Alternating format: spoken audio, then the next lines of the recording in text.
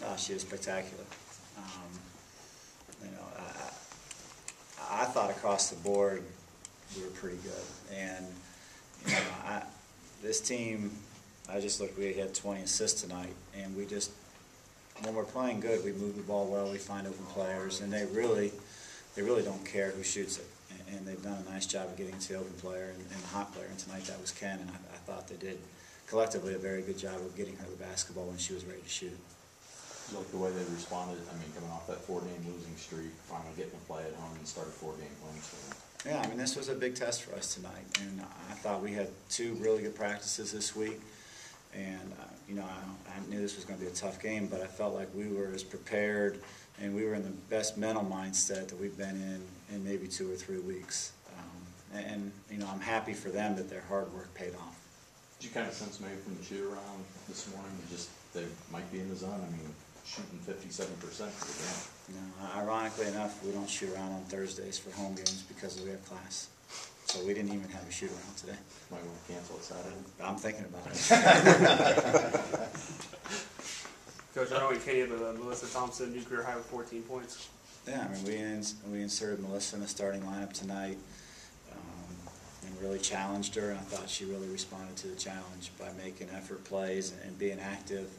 And you know, she's been shooting the ball very well the last couple of weeks, so the shooting the part wasn't an issue. We wanted to see her be able to guard and make plays defensively, and I thought she did a good job of that. I thought her defense the first half was pretty solid.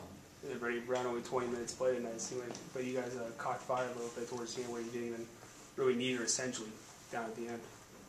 I mean, we always need Brandy to an extent, but yeah, I thought, you know, it was a good challenge for us because just last Saturday she got in foul trouble in Milwaukee, and we looked like we didn't even know how to play basketball without her. So obviously every time I take her out, I get a little bit nervous as to what's going to happen.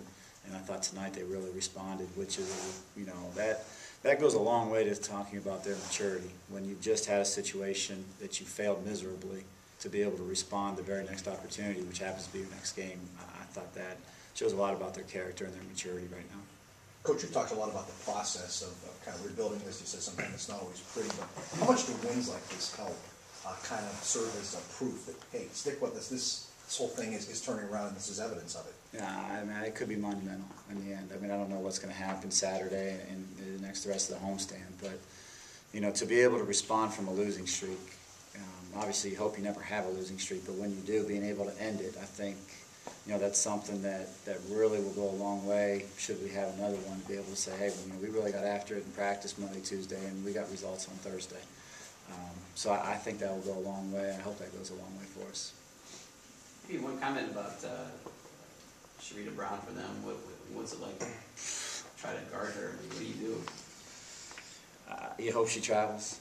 I mean, that's what I hope for. And then I also hope that she misses and they call over the back. Obviously, that hope fell on deaf ears, but we were able to force 8 turnovers, and I think that's what you've got to do. Is once she gets the ball in the scoring area, you don't have many options. You know, and I'm sure there are times where you're thinking, golly, they're just giving up wide open threes trying to stop this kid, but I don't know what else. If you don't send everybody at her, I don't know that you can stop her. So, you know, as a freshman, she's just phenomenal.